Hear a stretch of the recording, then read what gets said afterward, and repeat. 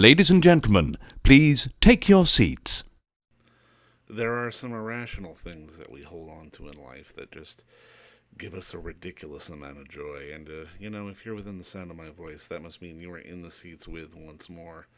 As always, my name is Dave Voigt, and host this podcast where we sit down with a wide-ranging variety of industry professionals and pick their brain about current projects, state of the industry, how they got started, and so very much more in a light and conversational fashion. And if you like how we do things around here, I'm assuming you do because you're listening right now. You can subscribe to the podcast. You can find us over at Apple, Spotify, Amazon, Google, basically wherever you get your podcasts. Plus, we archive every single one of our episodes over at our In the Seats YouTube channel, so if you can give us a like and subscribe there as well, that would be fantastic.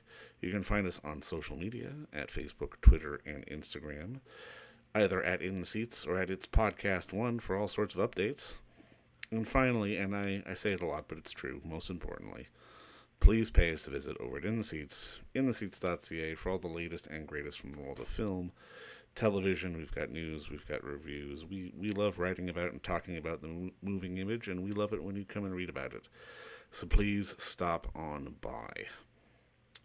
We got a fun one on this episode because, much like you, much like me, I'm sure anybody out there listening has made a mixtape in their life. Yes, you have. We all have. But it was a way in which we shared our feelings and how we sort of expressed ourselves to other people, the opposite sex, or yada yada yada, and also it's how we shared music and how we discovered new bands and whatnot. And what we're doing today is we had the distinct pleasure of talking with the writer of the new documentary called Analog Love, The Art of the Mixtape, one Joseph Maddrey, which is available on video on demand and on a limited Blu-ray from our friends over at Passion River Films, which I do recommend you check out. But you know what? It's a doc that makes you sort of reminisce for yesteryear, and we talked with Joseph just about, I guess, the obsession of it, the art of it, and really sort of the labor that we used to put into these things, and some people still do, but it's not quite the same. People could say it's the same as a playlist, but really it's not. It's a very different thing, and this film really goes into it very extensively, and it's a lot of fun to watch. And like I said, if you've ever made a mixtape in your life, you will relate to quite a bit that is going on in this film. But please enjoy our talk with Joseph about the film, and go check out Analog Love wherever you can, either video on demand or track down a copy on Blu-ray. But enjoy.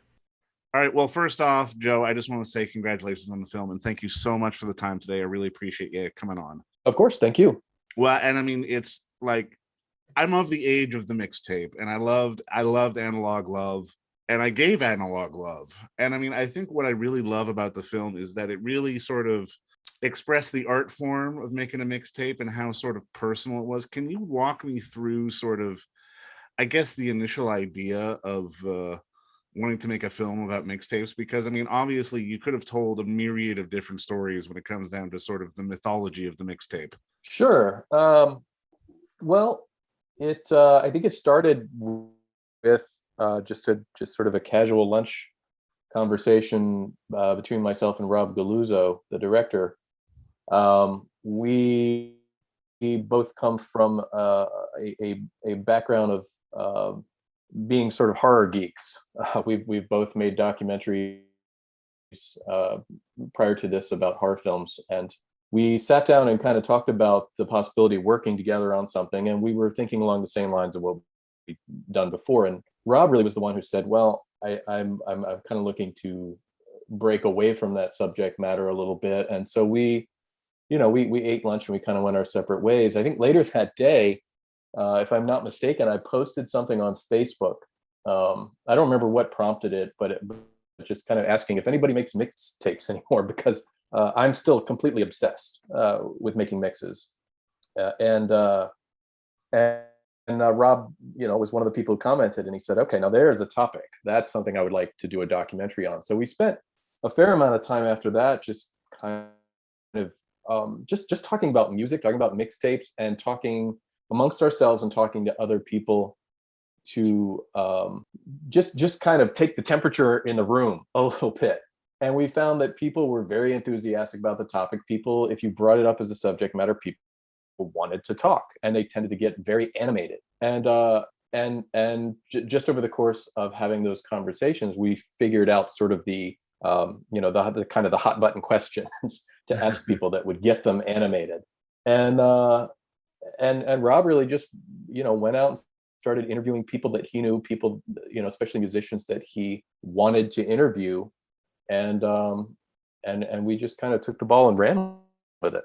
And I mean, I think that's the thing that really stood out for me, is because, I mean, for every sort of subject that you talk to, they're surrounded by tapes. I mean, I don't think I expected to see, Henry Rollins behind, with a wall of mixtapes behind him. Like, can you kind of walk me through sort of how you sort of narrowed down your list of people to talk to? I mean, like I said, that really was Rob. I think most of the interviews, if not all of the interviews, were done in Los Angeles. Rob and I were both living there and at the time, and he really was the one who did the outreach, like I said, to people he knew and people that he was interested in interviewing, and he would have casual conversations with people and kind of determine what they were excited to talk about. And then usually people, if they were excited to talk or did an interview, they would say, who else you should talk to. And one of the interesting things was that we did, I don't know how many, I mean, I'm sure it was at least 10 or 12 interviews before we realized that there was kind of a secondary story that we could build to over the course of the documentary, which was people were talking about loved ones, whether it was a father or a kid or somebody that you dated, somebody you ended up marrying, whatever it was, people that they had connected with, over the years through music. And so we built, because it, really that was sort of the theory behind, the documentary, the thesis behind the documentary was that it's using music to make that connection. It's all about communication. And it's all about, expressing, something of yourself and trying to learn about other people through their reactions to the things that you love. And so we started doing the kind of, instead of just the standard talking head interviews, it became these kind of, two people in the frame interacting. Right. We built to that. Those were not the early interviews. That came about naturally over the course of doing these interviews. And I think actually sort of the centerpiece of Hazel, this teenage girl sort of making a mixtape for her dad. That was something that was kind of the last piece of the puzzle.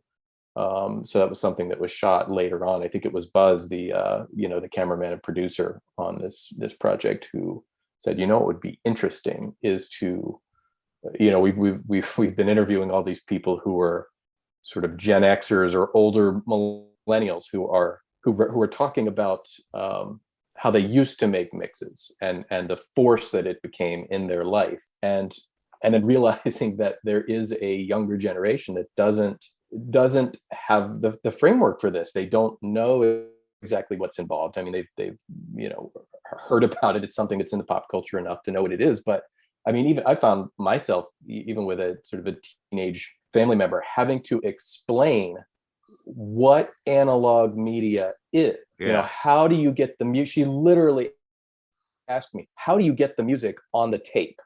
And that was mind blowing for me, and so that, having to, getting to a point of kind of telling this story, this documentary through those eyes is kind of an object lesson, sort of change the tenor of the thing, because you've got all these people saying, let me tell you about my life and this important thing in my life. And it's kind of new information.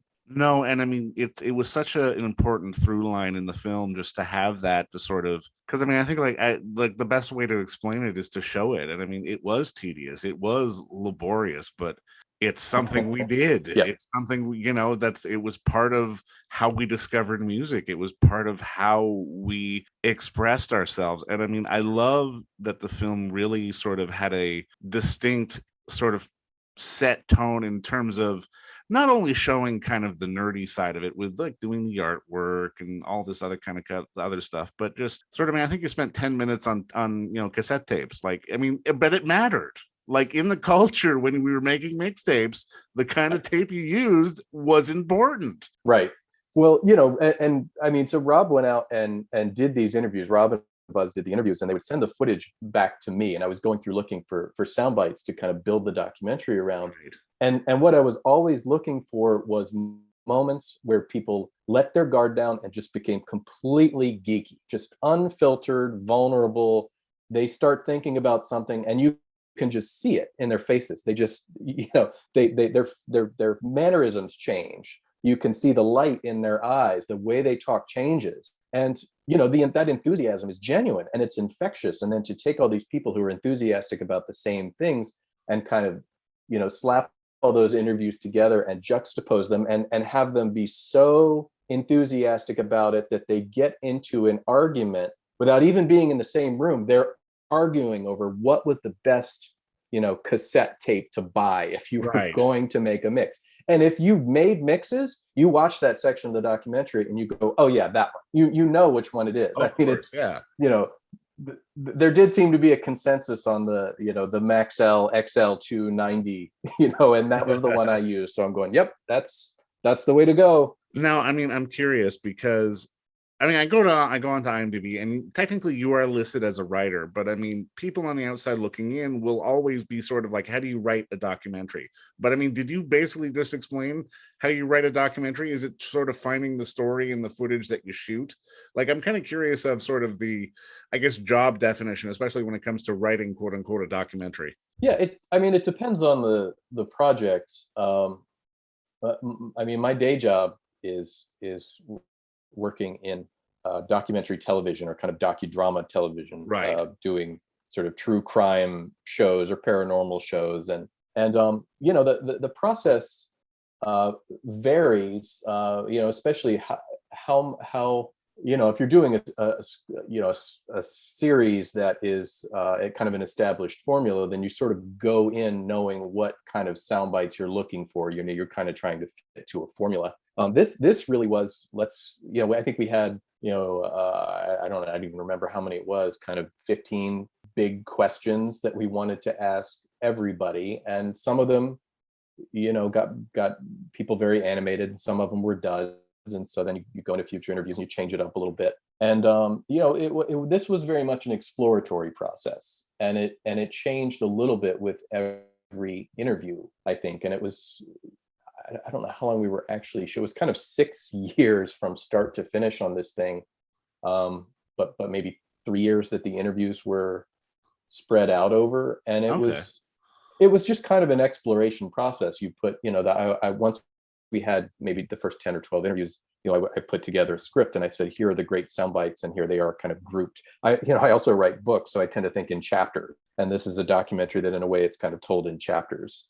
And here's a topic and here's everybody riffing on that, and then we'll go into something else. And but that really, like I said, it was still changing up until the last interview. Just trying to have all of the pieces so that it felt like it had a beginning, middle, and end, and that you didn't start a conversation that you didn't finish. And that's tricky, because when you're intercutting and all you have to work with is talking heads, the people that you're interviewing are not aware of what everybody else has said. And you can get a lot of mileage out of people saying essentially the same thing in a different way, or really butting heads on their opinion about something. Right. That was the fun of it, because everybody was so enthusiastic to have them all playing against each other. And then you look for the moments where where everybody's in agreement, or where they're definitely not in agreement. And it's a dialogue. So writing it was actually creating a dialogue that wasn't there in the in the interviews in that way. Well, and I mean, I love how the film really, especially towards the end, just has a bit of a capitulation that, yeah, mixed CDs are easier, but they're not the same. And I'm kind of curious, having gone through Yeah. all this footage, like, what is it about sort of the tape that we romanticize? Do you think it's just the labor that we had to put into them? Yeah, I mean, I still make mix. Well, I still make a playlist Right. every month, and it's, but it's not. I'm not really making it for anybody other than myself. I mean, when I was making mixtapes, which was, when I was in um, middle school and high school and a little bit in college, um, I was always making them for other people, Right. and it was, it was an arduous process, certainly. Having to do all of that stuff in real time, record the songs. I mean, you're sitting there for 90 minutes. yeah, it's well, more than that Yeah, usually, because exactly. if Yeah. you're obsessive about it, you could be there all night. You could spend, and then you get into it and go, this isn't working. I got to start over again, for whatever reason. and um, and yeah, it was a process, and you were doing it with a real purpose. It wasn't just, here's some songs that I want to listen to.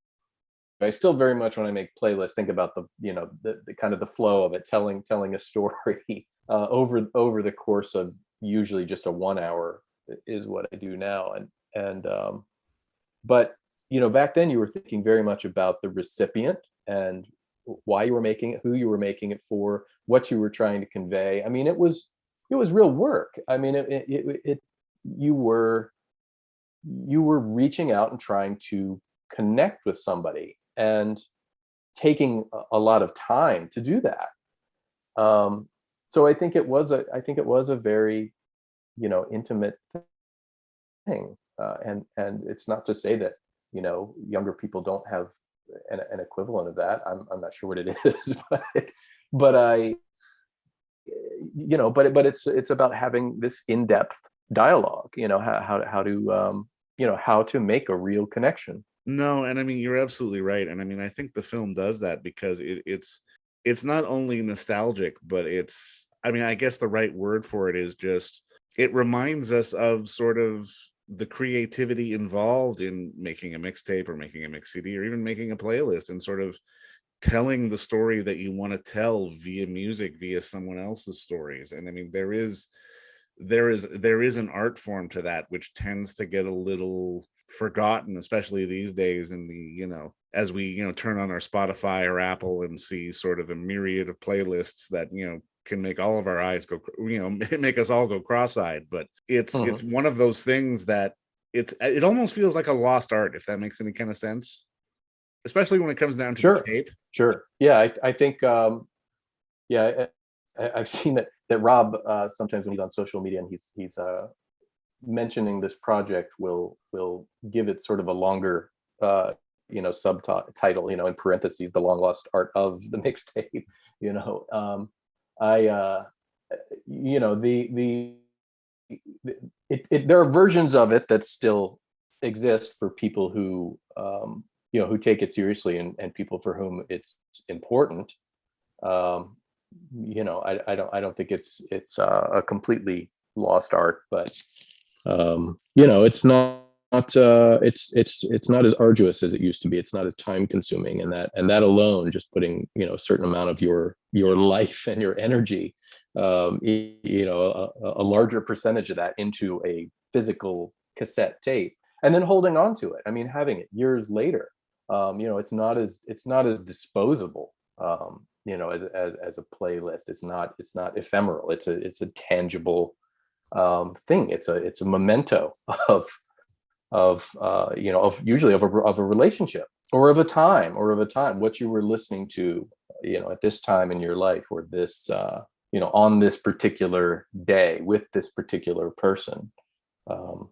That's, I would imagine that people who really respond to the documentary, watch it and have moments of connecting it to their own life or to their own experience. I mean, when you were watching this, did you have some mixtape that you made and gave, or that somebody gave to you, that this brought back, and then you're kind of conjuring those emotions, trying to figure out what the songs were, which ones you were responding to the most, and then what's your relationship with this other person was. I mean, were you having all those memories as you were watching this? I was. I mean, for a couple of like different mixtapes that were like popping into my brain and moments and women and just stuff I was listening to at the time, and like there was I had a bunch of stuff like sort of firing in my brain as I was watching this from like I said, I there's like at least 4 or 5 that mixed like specific mixtapes in my memory that were sort of popping up going, oh yeah.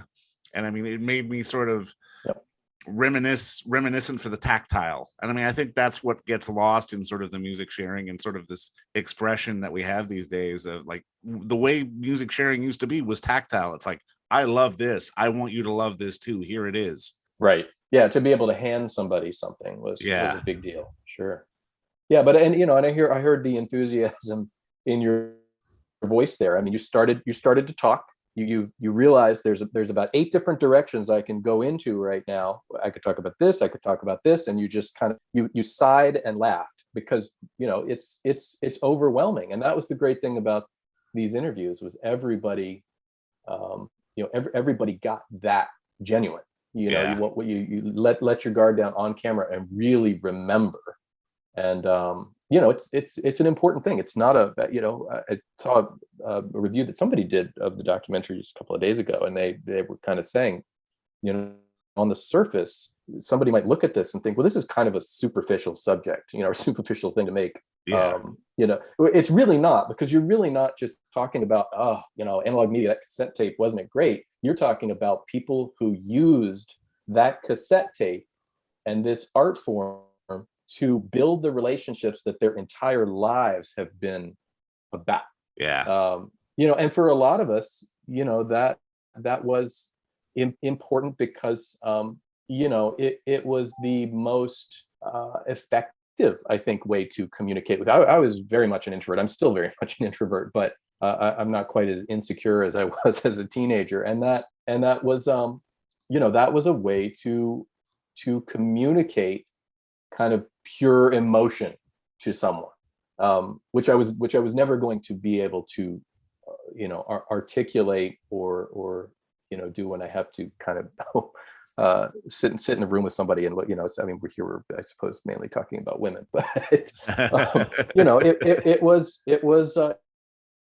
important. It was a way of putting yourself out there, without kind of minimizing your risk, I suppose. No, you're absolutely right. And I mean, I think this film really does evoke, that's the reason you get into this business, because you want to evoke emotion, you want to evoke reaction. And I mean, I think this film evokes not only personal memories and people who will respond to it, but it evokes sort of a shared collectiveness as well of, how we used to sort of express ourselves and be passionate about things. And, I think it's a beautiful thing that you've put on the screen. Yeah. And I just want to thank you for the work and thanks for the time today, man. This was a lot of fun. Yeah, absolutely. And I do want to add one little thing that I think it's not gone. Doing this documentary, I had I guess my daughter was 3 or 4 years old, and I started playing music for her, based on what the tracks that people were talking about in these interviews. And I have kind of my own equivalent of the